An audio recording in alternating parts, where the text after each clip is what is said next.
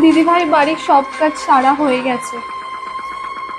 খাবার সময় যত ঝামেলা, উদ্ধার করে ফেলছিস আমাকে। যা এবার এখান থেকে।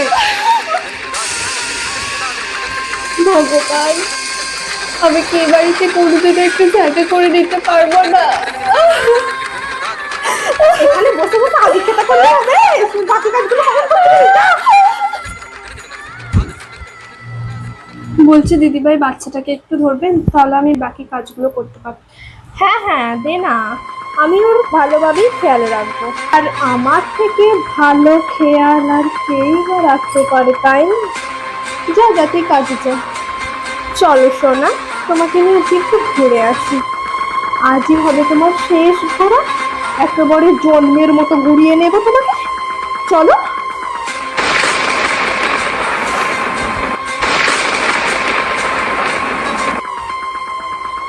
আমি এই সম্পত্তি তোর ছেলে মেয়ে কিছুতেই হতে দেব না। এই সম্পত্তি শুধুই আমার, বুঝেছিস? আজই তোর জীবনের শেষ দিন হবে। চলো সোনা, যাও।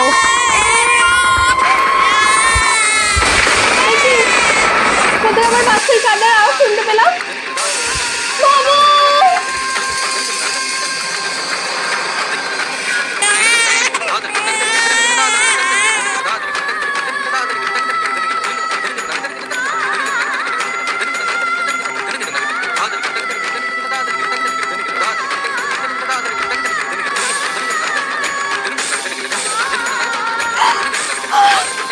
দিদিভাই, তুমি এটা কি করলে?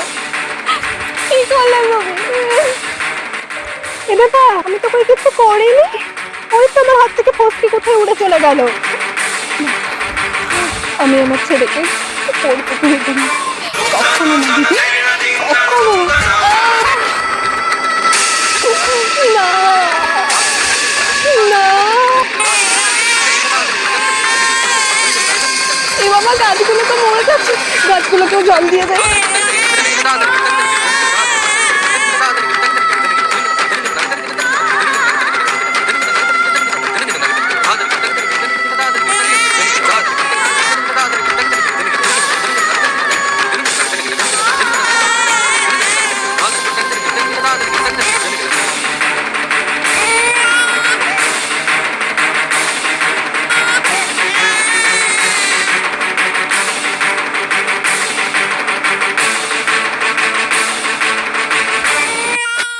শেষ পর্যন্ত আমি আমার বাচ্চাকে বাঁচাতে পেরেছি।